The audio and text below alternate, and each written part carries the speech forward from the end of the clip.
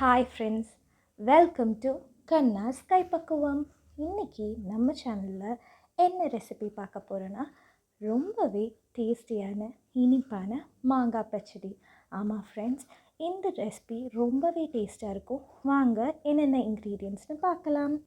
ஒரு மாங்காயை நல்லா தோல் சீவி கொட்டை எடுத்துட்டு சின்ன சின்னதாக கட் பண்ணி வச்சுக்கலாம். ஒரு மாங்காய்க்கு 200 கிராம் உருண்டை வெல்லம் எடுத்துருக்கோம். சின்ன சின்னதாக பொடி பண்ணி வச்சுக்கலாம் ஃப்ரெண்ட்ஸ். ஸோ இந்த மாதிரி சின்ன சின்னதாக பிரேக் பண்ணி வச்சுக்கோங்க. அண்ட் மாங்காவும் இந்த மாதிரி சாப் பண்ணிக்கோங்க. ஸோ எஸ், அவ்வளோதான். இது ரெண்டும் தான் நமக்கு தேவையான இன்க்ரீடியன்ட்ஸ். இப்போ என்ன ரெசிபின்னு பார்த்துடலாம்.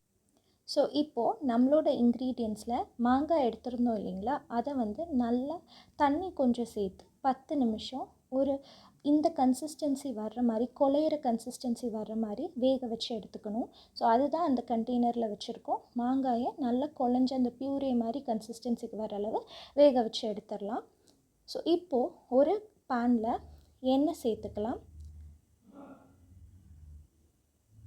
2 ஸ்பூன் எண்ணெய் சேர்த்துட்டு அதில் தாளிப்புக்கு கடுகு சேர்த்துடலாம்.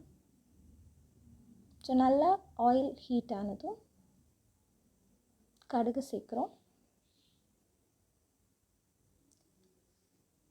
ஸோ அந்த மாங்காயை 10 மினிட்ஸ் பாயில் பண்ணிங்கனாலே அந்த பியூரே மாதிரி குழையிற கன்சிஸ்டன்சிக்கு வந்துடும். ஸோ இப்போ தாளித்ததுக்கு அப்புறம் பார்த்திங்கன்னா வரமிளகா சேர்த்துருக்கோம். இங்கே ஒரு மாங்காய்க்கு நாங்கள் 2 வரமிளகா சேர்த்துருக்கோம். ஸோ வரமிளகா கொஞ்சம் ஹீட் ஆனதும் நம்மளோட அந்த மாங்காய் பியூரே பண்ணியிருந்தோம் இல்லைங்களா, வேக வச்சு எடுத்தது, அதை ஆட் பண்ண போகிறோம். ரொம்பவே ஈஸி ஃப்ரெண்ட்ஸ். ஸோ இப்போ இதை ஆட் பண்ணிவிட்டு நல்லா ஸ்டிர் பண்ணி விட்டுறலாம். அந்த தாளிப்பும் இதோட நல்லா சேர்ந்ததுக்கப்புறம் நம்மளோட உருண்டை வெல்லத்தை குட்டி குட்டியாக பிரேக் பண்ணி இதில் நம்ம ஆட் பண்ண போகிறோம்.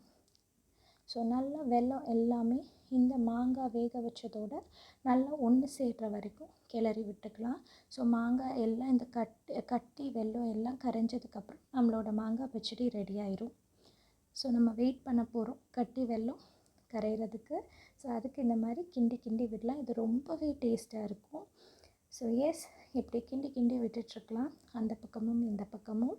ஸோ அது வரைக்கும் நம்மளோட மாங்காய் அந்த வேக வச்சதோட இந்த வெல்லம் நல்லா மிக்ஸ் ஆகும். மிக்ஸ் ஆனதுக்கப்புறம் எஸ் ஃப்ரெண்ட்ஸ், மிக்ஸ் ஆனதுக்கப்புறம் மாங்காய் பச்சடி ரெடி. உங்களுக்கு பார்த்தாலே தெரியும் எவ்வளோ க்ளாஸியாக இருக்குன்னு. ஸோ அந்த வெல்லத்தோட மாங்காய் பச்சடி ரொம்ப புளிப்பாக இனிப்பாக நல்ல டேஸ்ட்டாக இருக்கும். ஜெல்லி மாதிரி ஆயிரும் கொஞ்சம் நீங்கள் கூல் பண்ணிங்கன்னா. ஸோ ரொம்பவே டேஸ்ட்டாக இருக்கும். Do try it out. Thanks for stepping by. Do try it out.